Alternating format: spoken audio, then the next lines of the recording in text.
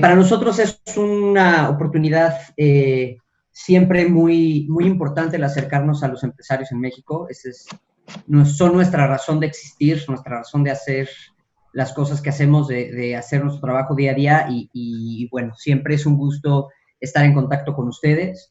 Me presento muy rápidamente. Yo lidero el área de servicios en marketing en credijusto.com. Credijusto es una financiera que, como les decía, nuestra razón de existir son los empresarios mexicanos. Damos financiamiento a empresas, no solamente a través de créditos, sino también a través de otros productos como es el arrendamiento o el leaseback. Al final de la presentación voy a dejar los datos de contacto por si a alguien le interesara. Y bueno, les platico brevemente de mi experiencia. Yo estudié ingeniería en sistemas en el Tecnológico de Monterrey.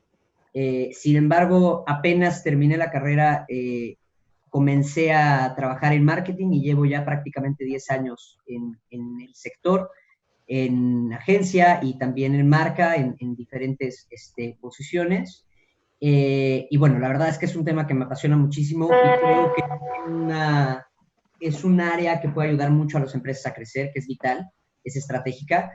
Y en ese sentido, pues les quiero platicar básicamente, o quisiera que esta conversación girara en dos ejes, ¿no? El primero de ellos, el que les ayude o que les deje mucho que pensar acerca de la marca, ¿no? Acerca de la marca que manejan, de la franquicia que tienen, etcétera. Y dos, tácticos puntuales para sobrellevar la pandemia. Algo que sí les quiero aclarar es que, digamos, en esta plática no voy a darles los 5 consejos que tienes que ejecutar ahorita para sobrellevar la crisis, o cómo redactar un correo electrónico para enviarle a tus clientes anunciando tus estrategias para las próximas semanas. Eso honestamente se puede encontrar en internet, es muy fácil, está a una búsqueda de distancia, y más bien y como habitualmente hacemos estas conferencias, me gustaría más bien remover un poquito los cimientos de la estructuración de la marca, de lo que pensamos acerca de ella, y en ese sentido lo que pienso es que en la primera parte lo que me gustaría que se llevaran es esta reflexión acerca de sus marcas sea, siguiendo la metáfora de la contingencia, la vacuna, ¿no? Si manejamos bien los cimientos de la marca, si tenemos bien estandarizado y bien claro, bien comunicado con nuestros clientes internamente algunos aspectos que vamos a ver, eso nos va a permitir sobrellevar esta y cualquier otra crisis, ¿no? Y los tácticos, sí vamos a hablar de algunos de ellos. De nuevo, voy a evitar, traigo la información, no la puse en la presentación, si la quieren se las puedo compartir, de cuáles son las categorías que están subiendo, cuáles están bajando, cómo ha incrementado el volumen de búsqueda y demás. Pero la verdad son cosas que, de nuevo, están allá afuera, las pueden consumir, y me parece que más bien los consejos sobre cómo sobrellevar la crisis tienen que ir un poquito más profundos, ¿no? Pues entonces, sin más preámbulo, antes de comenzar, digamos, con los contenidos como tal de marketing, me gustaría que cada uno de ustedes reflexionara sobre si en estas semanas de contingencia, de distanciamiento social, tienes algún nuevo hábito que no tenías antes. Si estás haciendo algo diferente a lo que hacías. Más allá de las primeras semanas, porque creo que para todos las primeras semanas fueron un poco como empezar a agarrar el nuevo ritmo, ¿no? El evitar los traslados, de pronto había como más tiempos muertos, a veces parece que trabajamos más de lo que trabajábamos cuando estábamos en oficina, etcétera, pero ya llevamos un cierto tiempo en donde podemos empezar a detectar si estamos desarrollando nuevos hábitos y sobre todo si hemos cambiado comportamientos de gasto o de consumo. Yo les puedo decir personalmente, evidentemente el de la foto no soy yo, pero me encantaría, pero por ejemplo empezó a hacer yoga, ¿no? A falta de gimnasio, y es algo que he encontrado que me gusta mucho. El tema, por ejemplo, ya de consumo, y cómo lo consumo a través de una aplicación. El tema de consumo de alimentos, por ejemplo, he diversificado mucho la manera en que consumo mis alimentos. Evidentemente está todo el servicio a domicilio, tanto de las grandes cadenas de retail como de pequeños consumidores, pero me he especializado y no estoy suponiendo que todos lo hayan hecho así, simplemente es un ejemplo, ¿no? Por ejemplo, a una empresa que se llama Lactography le compro quesos y algunos otros productos derivados de la leche, ¿no? las frutas y verduras las conseguimos con un proveedor que solo se dedica a eso, ¿no? Pan también tiene su propio proveedor, etcétera. Entonces ha sido también un viaje bien interesante el no solamente cambiar los hábitos de consumo, sino descubrir nuevos proveedores, descubrir nuevas formas de consumir, ¿no? Entonces me gustaría que se quedaran con esto en mente porque más adelante vamos a retomar. Lo primero que les quisiera decir, y el primer mensaje de fondo, digamos, abordando la parte de lo que quisiera que se llevaran a manera de profundidad sobre su marca, es este mensaje: no pienses en vender. O si lo quieren matizar un poco, no pienses tanto en vender. Sí es importante vender, pero sigan conmigo, les voy a decir qué es lo que quiero decir cuando digo que no piensen en vender. Porque normalmente las marcas estamos habituados a que lo que queremos, y evidentemente por eso subsistimos, ¿no? Y esa es la razón de ser de cualquier empresa, pues es generar ingresos, ¿no? Sin embargo, y particularmente en tiempos de contingencia, hay que pensar en muchas otras cosas además de vender. Entonces, si no voy a pensar en vender, ¿en qué puedo pensar? Y para mí, lo más importante es esto, ¿no? La mejor estrategia de marketing, independientemente si se quedan con algo de esta presentación, más allá de los números que les dé, los ejemplos y las ideas que podamos compartir, si se quedan con esto y lo mastican y le dan vueltas con su equipo y le dan vueltas con su gente de marketing, si ustedes no son las personas de marketing, si son dueños de la empresa o con los dueños de la empresa o de las franquicias, es tener algo relevante que decir. Es verdaderamente importante y es muy común encontrar, yo diría, me atrevería a decir que la mayor parte de las marcas con las que convivimos diariamente no tienen algo que decirnos, ¿no?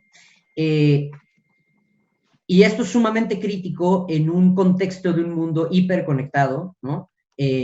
Si nos remontamos a los años, siquiera yéndonos tan atrás, ¿no? Desde luego, si nos vamos a principios del siglo pasado, bueno, la dinámica de hacer negocio era completamente diferente, el cómo se construían las marcas, pero incluso un poco más adelante, en los 50, 60, cuando empieza a hablarse ya de marketing más formalmente, mercadotecnia, se empiezan a hacer más estudios, se empiezan a ver en las universidades, las carreras formalmente, la manera de consumir era bien diferente. Hoy por hoy podemos tener productos en cuestión de semanas o de días incluso, de lugares del mundo que antes hubiera sido imposible tenerlos o siquiera conocer que existían, ¿no? Entonces, es una realidad, no es algo nuevo, que estamos hiperconectados, estamos sumamente expuestos todo el tiempo, todos los días, a lo que las marcas tienen que decir. Entonces, la manera más fácil para un consumidor de discriminar lo que le parece relevante y lo que no, es lo que la marca dice y cómo lo dice, ¿no? Entonces es precisamente esas dos cosas. ¿Qué es lo que digo y cómo lo digo? Entonces vamos a abordar primero la primera parte, que es qué es lo que digo. Y para ello les quiero recomendar este libro que se llama Empieza con el por qué.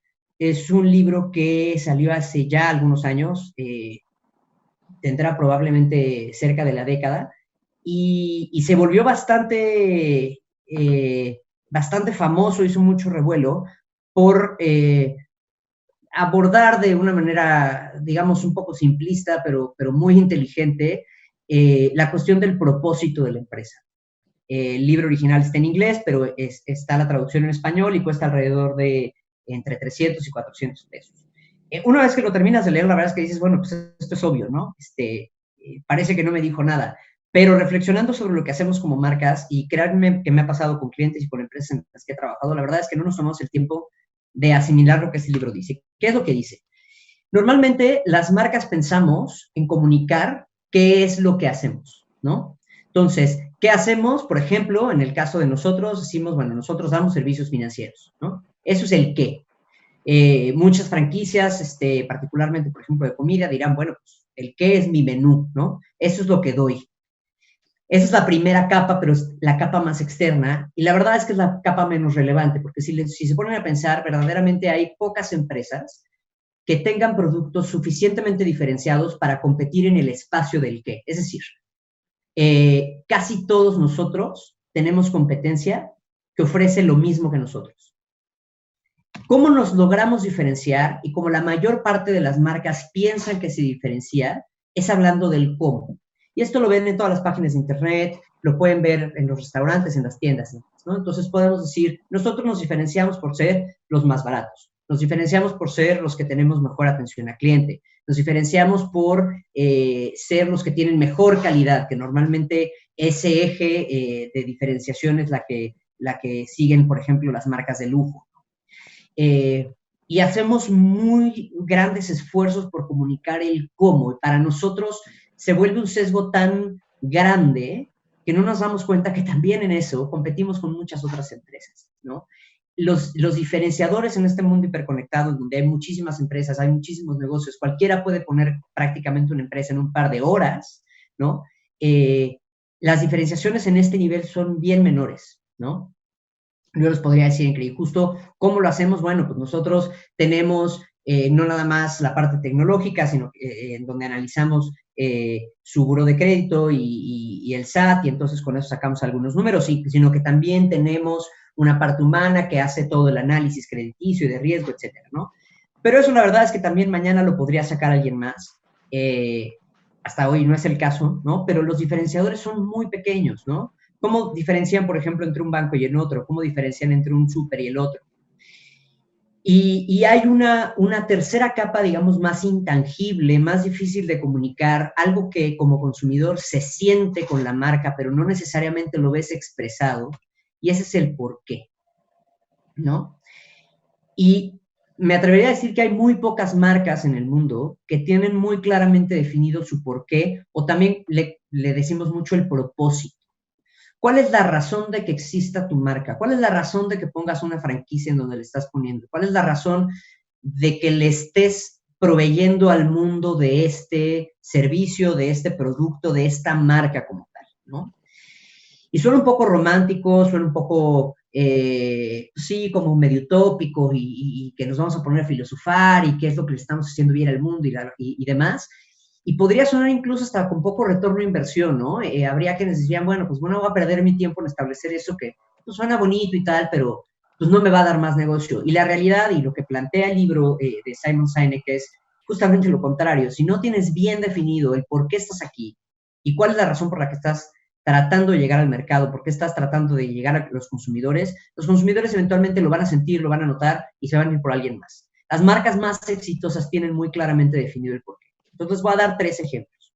El primero es Facebook, es una marca que creo que todos conocemos, ¿no? Es la red social, de las redes sociales que más usuarios tiene a nivel mundial, y no solamente es Facebook, Facebook adquirió WhatsApp, tiene Instagram, ahora acaba de sacar un servicio de meetings, de reuniones virtuales también, le hace competencia a gente como Slack y demás, o sea, tiene una muy amplia gama de productos y servicios que se enfocan en dar a la gente el poder de construir comunidades y acercar al mundo. Si se fijan, y este es tal cual el propósito de Facebook como está constituido actualmente. El propósito puede ir cambiando, aunque no cambia muy seguido, digamos. Es raro que un propósito de una compañía cambie en el tiempo. Pero si se fijan, es un mensaje mucho más poderoso y mucho más allá del producto que está vendiendo la marca, ¿no? Aquí están hablando del poder de construir comunidades, ¿no?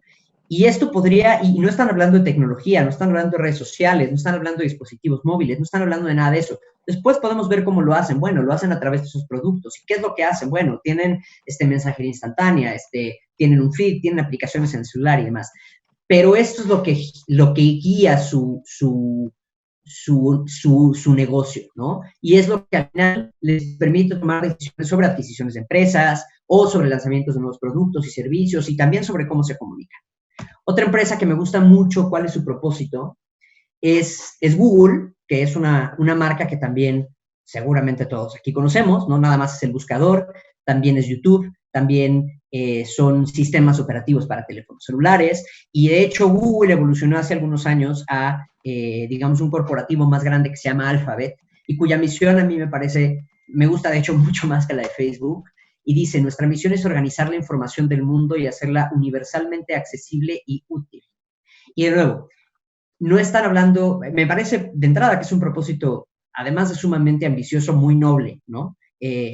Digamos, debajo de esto se esconde el tema de democratización, de que la información sea útil, de que sea útil para todos, ¿no? Que esté accesible para todos. Y de nuevo, no habla de sus productos, no habla de sus servicios, no habla de la manera en que lo hace, simplemente nos dice cuál es la razón de ser, ¿no? Les voy a poner un tercer ejemplo, digo, aprovechando que estamos aquí. Nosotros, por ejemplo, lo que decimos es que creemos en los empresarios que la banca no escucha, ¿no?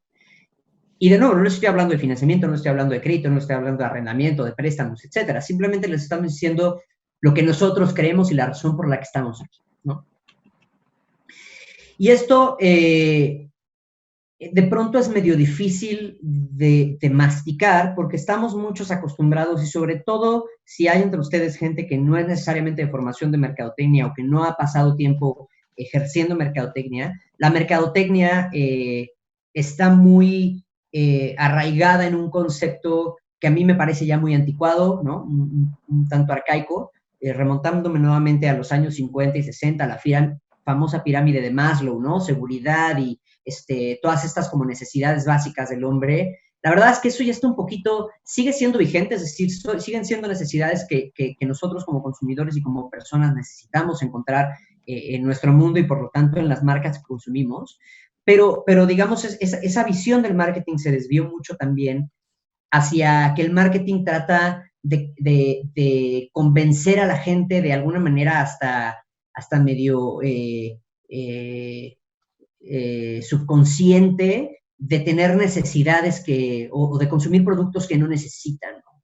Y para mí el más claro ejemplo, uno de los más claros ejemplos de esto es cómo se posicionaba Marlboro, ¿no?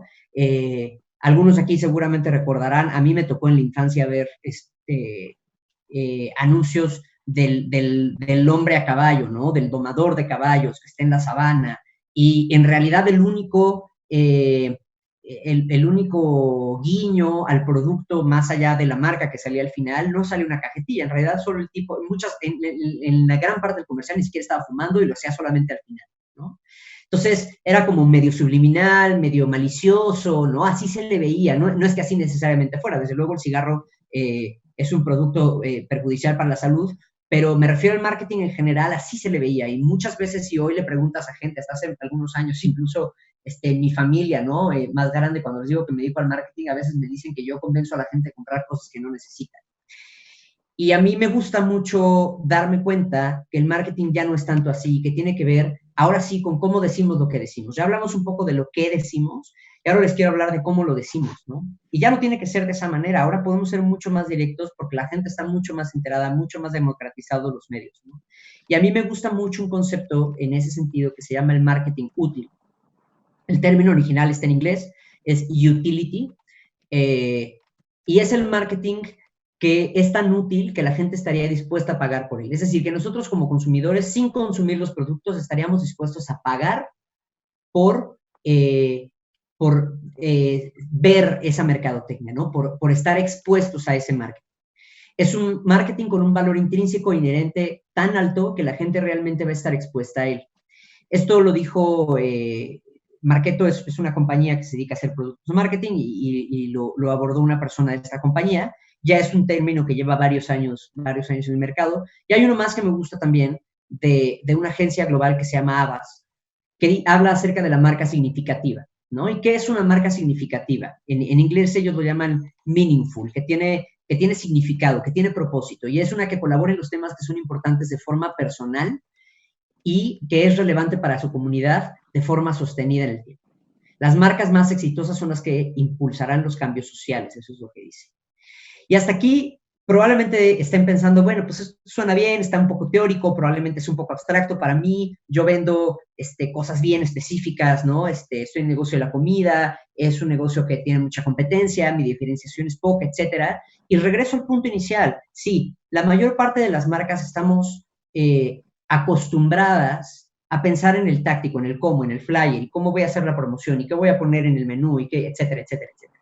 Y nos tomamos muy poco tiempo en pensar en esto, y le estoy dedicando unos buenos 15, 20 minutos a esto, porque de verdad me interesa que se lleven esto como una reflexión. O sea, si esto no está interiorizado, si no lo tienen de alguna manera, no hay un plan de acción para llegar al propósito de su marca, puede que la marca sea exitosa, pero no lo va a ser tanto como una marca que sí tenga propósito. Y y también me dirán, bueno, a ver, es que tú estás hablando de marcas como Google, como Facebook, que son grandes corporativos, que han sido disruptores tecnológicos, que han generado cambios sociales muy grandes en la gente y en el mundo, ¿no? Que han cambiado incluso la manera en que consumimos, la economía mundial. Y les quiero poner un ejemplo de una marca que vende tornillos, ¿no? Si ustedes creen, si alguno de ustedes, digo, en un webinar es difícil, normalmente les pregunto qué es lo que hacen, pero ahorita es difícil hacerlo uno a uno.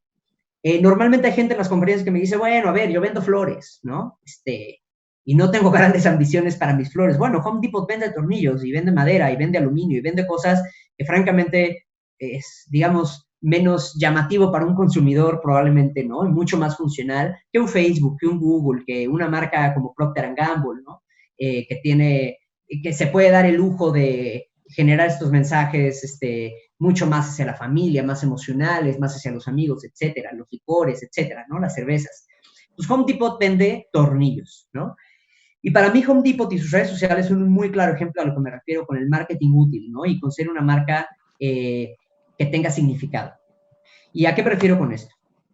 Si ustedes se meten al YouTube, al canal de YouTube de Home Depot, van a encontrar un montón de videos que suben, ¿no? Como todas las marcas. Y entre ellos van a encontrar que es el enfriador Diet 22i de Symphony, ¿no? Y entonces es un video de 1 minuto y medio más o menos, en donde te explican todas las bondades del enfriador y los niveles que tiene y lo que puedes hacer con él, etcétera, que básicamente pues es enfriar, ¿no? Y decidieron subirlo y es un video que seguramente tendrán ellos, lo habrán en su momento puesto en otras redes sociales y lo habrán distribuido en sus consumidores y tal, y llegó a la no tan maravillosa cantidad, o hasta hace algunos meses que tomé esta captura de pantalla, de casi 60,000 visitas, ¿no? Al video. Me puede parecer mucho para un enfriador, la verdad es que yo no sé qué tan aburrido yo tendría que estar para ver un video de un enfriador, pero bueno, hay 60,000 personas que lo encontraron atractivo. Y aunque parece mucho, la verdad es que una marca como Home Depot tiene un área de oportunidad muy grande para mandar otro tipo de mensajes. Y lo voy a contrastar con que si se fijan desde el título, va a regresar un momento, aquí dice, descubre el enfriador Diet 22 y de Symphony, y dice cómo instalar pisos laminados. Y la diferencia es abismal. Aquí estamos hablando de 3,600,000 visitas hasta hace algunos meses que tomé esta captura, seguramente hoy tiene más. Eso es ser una marca relevante. Y señores, estamos hablando de piso laminado. O sea, no estamos hablando de cervezas, de alcohol, de cigarros, de cosas que normalmente están vinculados más al tema emocional. Estamos hablando de piso, ¿no? Y son 30 segundos de un video bien cortito, pero muy funcional para los usuarios, ¿no? Entonces, sí hay maneras desde las trincheras de cada uno de nosotros, desde las compañías que tenemos, no importa el servicio que demos. Yo he trabajado afortunadamente mucho con marcas que venden a otras marcas, ¿no? En marketing, lo que decimos el B2B. Y me ha tocado trabajar con marcas que venden literalmente el enchufe que va en el centro de datos que nadie ve, ¿no?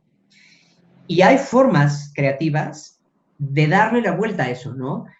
No estoy diciendo que mañana vamos a poner un espectacular acerca, o sea, en enchufes en periférico, porque pues no es el caso, probablemente mucha gente no va a querer ver eso, pero para la audiencia a la que ustedes van, para su grupo de clientes, para su segmento de clientes, para su target, va a haber cosas que tienen mucho sentido. Entonces hay maneras muy creativas de hacerlo, ¿no? Entonces les invito a pensar un poco en esto.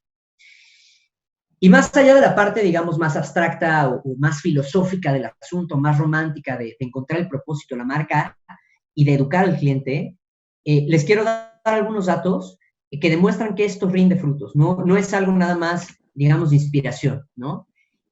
Un cliente que ha tenido interacción con su marca sin comprar, pero que ha tenido interacción, que la primera interacción que tiene no es una interacción de venta, sino que es una interacción educativa, tiene 131% más probabilidades de comprar. A ver, y aquí siempre con estos datos hago una acotación.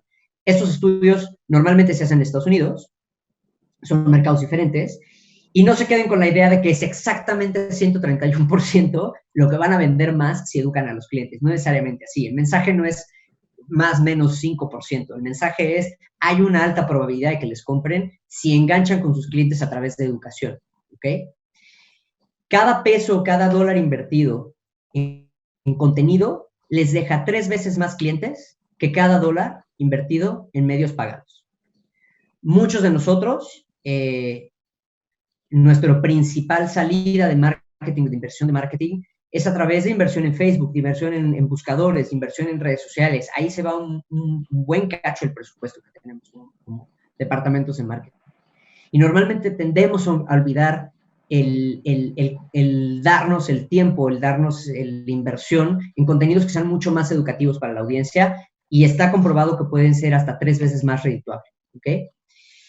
Y finalmente, el consumidor tiene 77%, y de nuevo, déjenlo como si quieren 70%, 80% más probabilidades de comprarle a una marca con la que comparte valores, ¿ok? Ahí estoy abajo poniendo las fuentes. Al final, algo importante que se me olvidó decirles, no nada más les voy a decir cómo pueden ganar el libro, sino que va a haber una pequeña encuesta donde les podremos pedir sus datos por si quieren que les compartamos por correo electrónico ya las ligas a donde están estos estudios y los puedan leer con mucho más calma, ¿no? Entonces, una vez habiendo hablado de el panorama general del marketing, ¿no? De cómo nos debemos de ver como marcas, y esto va mucho más allá de cualquier estrategia de medios pagados, orgánicos y demás, vamos a hablar ya puntualmente de qué hacer frente a la contingencia, ¿no? Y de nuevo, quería tener este preámbulo porque lo que vamos a ver a continuación, que ya son acciones un poquito más tangibles, más puntuales, mucho más, digamos, valga la redundancia, accionables, van a tener mucho más sentido si lo piensan desde la marca, desde su marca como una marca que da valor, ¿ok? Entonces, básicamente lo dividí en 3 fases, ¿no? La primera de ellas es entender y consolidar la relevancia. Ya hablamos del propósito, ya hablamos del por qué es importante tener un propósito y compartirlo con los clientes. Entonces, este es un gran momento, como pocas oportunidades tenemos, para lograr terminar de entender lo que el cliente quiere y consolidar la relevancia en su estilo de vida. ¿Recuerdan que al inicio de la presentación les preguntaba si ustedes habían cambiado hábitos y demás? Bueno, les pediría que regresen un poco a esa pregunta, que se la hagan ustedes mismos y vean qué es lo que están consumiendo diferente y cuáles son las razones por las que están consumiendo diferente. Y a eso vamos a entrar un poquito más adelante. ¿Y a qué voy con esto? Normalmente desde marketing, y de nuevo, la escuela, digamos, más tradicional del marketing, habla de demográficos, ¿no? Habla de segmentos, habla de género, de ABC+, que si el segmento D, el segmento A, etcétera, etcétera, etcétera, ¿no? Pero en tiempos de contingencia eso no es suficiente. De hecho, no nada más en tiempos de contingencia, desde hace bastantes años, una buena par de décadas, ya los demográficos no son suficientes. Tenemos que pensar más en cuál es el comportamiento, cuál es la transición que está haciendo, cuál es el contexto social, cuál es el contexto de vida de la gente a la que queremos ir, ¿ok? Entonces puede ser alguien que, por ejemplo, se está convirtiendo al vegetarianismo. Pues tiene una cierta tiene una serie de implicaciones, no nada más en el consumo, sino en cómo interactúa socialmente, y me refiero al consumo de gasto, pero también en el consumo de contenido, ¿no? ¿Qué cuenta sigue? ¿Cómo se informa? ¿Quiénes son sus líderes de opinión? Ya no son los mismos de antes, seguramente, ¿no? Entonces, cuando eso es independiente de la contingencia, pero en la contingencia se vuelve mucho más relevante porque no suelo usar mucho esta palabra, ¿no? Hay que tratarla con, digamos, mucho respeto, pero hay que entender cómo el miedo cambia la forma de consumir, ¿no? Y en ese sentido, el miedo genera al menos 4 diferentes comportamientos, y aquí les estoy compartiendo una diagramación de comportamientos que hizo en 2009 Harvard Business Review. Y lo hizo, de nuevo, pues, Harvard es una universidad sumamente prestigiosa en Estados Unidos, se refiere mucho al comportamiento, digamos, del mercado americano. En su momento se hizo como consecuencia de la crisis financiera del 2008-2009, que si bien no tienen las mismas características que la crisis actual, sí comparte algunas semejanzas, ¿no? Entonces me parece que es muy apropiado para el momento actual, y ellos en su momento definieron 4 tipos de comportamientos. Estoy buscando aquí a ver si les puedo señalar con el ratón. A ver, vamos a ver. Sí, bueno. 4 tipos de comportamiento que están en la columna de la izquierda de su pantalla, ¿no? Entonces, más allá de si son hombres, mujeres, de qué género, perdón, de qué grupo de edad, de qué nivel socioeconómico, etcétera, lo tradicional, aquí estamos hablando ya de comportamientos de consumo, ya hay 4, básicamente. Los primeros son los freno de mano. Son los que tienen más miedo. Son los que creen que su trabajo está en peligro. Son los que piensan que... un momento, porque aquí algo me... Ahí está. Los que creen que se van a quedar sin una fuente de ingreso, etcétera, ¿no? Ellos van a frenar completamente su consumo, ¿ok? Luego están los pacientes. Los pacientes no tienen tanto miedo, pero tienen cierto recelo sobre el futuro, tienen ciertas dudas sobre lo que pueda llegar a pasar. Los cómodos creen que su trabajo está seguro, que su fuente de ingreso está bien, van a cambiar ciertos comportamientos en función, más que nada, del contexto social, ¿no? O de la misma naturaleza de la contingencia, pero lo van a hacer lo menos posible. Y los vive hoy suelen ser los más jóvenes, ¿no? Quienes no tienen tantas preocupaciones en términos de que no tienen una familia que mantener, probablemente todavía tengan ingresos o no paguen una renta, no tengan, perdón, egresos tan fuertes, etcétera, ¿no? Entonces ellos prácticamente no van a cambiar sus hábitos de consumo. Y hay 4 ejes, que son los que están arriba, de tipos de producto. Esta es una categorización de tipos de producto y aquí les invitaría a que piensen de la manera más honesta en dónde cae cada uno de sus servicios o productos, dónde caen cada uno de sus marcas. Están los esenciales, son los que necesitamos para vivir, son los más apegados a la pirámide famosa de Maslow, es lo que necesitamos comer, dormir, seguridad, etcétera. Están las indulgencias, que son productos que normalmente no compramos, pero de vez en cuando pues, nos damos, digamos, el gustito, ¿no? Están los aplazables, que son aquellas compras o aquellos gastos que normalmente hacemos con menos recurrencia, que si no las hacemos no pasa nada, no son indispensables para vivir, pero que de pronto los anotamos, ¿no? Entonces decimos, híjole, se me antojaría comprarme una moto, se me antojaría cambiar de coche, se me antojaría remodelar la casa, se me antojaría, etcétera, ese tipo de cosas, ¿no? Y los innecesarios, como su nombre lo dice, son completamente innecesarios y normalmente son lujos, ¿ok? Entonces, la categoría de freno de mano, que valga decirlo, no son la mayor parte de los consumidores hoy. Sí hay un buen grupo, pero normalmente se concentran en pacientes incómodos. Los esenciales, lo que van a hacer para los productos esenciales, van a encontrar alternativas de menor costo o marcas más baratas, digamos, los productos alternativos. Para sus indulgencias las van a reducir, las van a eliminar o van a tratar de encontrar sustitutos. Es decir, no la misma categoría de producto, pero probablemente otra que lo sustituya, ¿ok? Y de nuevo, les invito a que traten de pensar en dónde está para cada uno de sus clientes su producto, si es un esencial, si es una indulgencia, si es un aplazable o un innecesario. Y algo importante, no necesariamente sus servicios o productos, sus marcas tienen que caer solo en una categoría. Pueden tener diferentes segmentos y entonces para algunos ser esenciales y para algunos ser indulgencias, etc. Entonces, estos frenos de mano, estas personas en freno de mano, solo van a consumir aplazables en emergencias. Y normalmente eso tiene que ver con temas de salud. Estudios médicos, limpiezas dentales, etcétera, ¿no? Y los innecesarios los van a eliminar. Fin. Los pacientes, sobre sus productos esenciales, buscarán promociones o el siguiente mejor, en la misma categoría. Para sus indulgencias las reducirán también, pero reducirán más bien la frecuencia de compra o la cantidad de lo que compran. Si están acostumbrados a comprar X productos cada tanto tiempo, probablemente reduzcan cuánto gastan en eso, pero lo seguirán haciendo, ¿ok?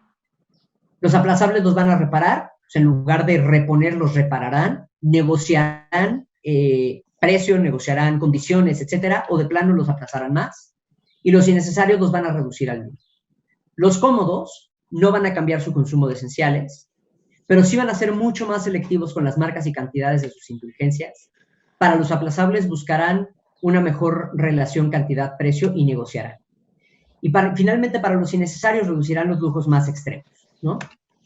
Los vive hoy, no hay cambios en esenciales, no hay cambios en indulgencias, y en los aplazables, si hay una buena oferta, comprarán sin pensar, ¿no? Es decir, como estas compras un poco no de pánico, pero como de ese momento, si hubo una buena urgencia, una buena oferta, la van a comprar, ¿no? Y los innecesarios van a ser renuentes a comprarlos, pero los considerarán de nuevo si les parece pertinente, si encuentran una nueva oferta y demás.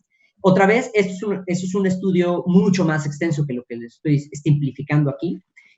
Si quieren que se los compartamos, por favor no dejen de darnos sus datos y con gusto se los mandamos por correo. Entonces, regresando al Entiende y Consolida, les voy a dar un ejemplo actual de la crisis, y es esta marca Mercado Libre. Mercado Libre cambió su logotipo, al menos de forma temporal, a las manos que se están saludando, a dos codos que se están tocando, ¿no? Entonces, es una cosa bien sencilla, si quieren, pero muy poderosa el mensaje, ¿no? Y entonces ya llegando, ahora sí, a puntos concretos, que probablemente es mucho por la razón por la que ustedes se conectaron a este webinar, ya cosas que pueden hacer hoy y que tendrían que hacer. La primera de ellas es no pretender que no pasa nada.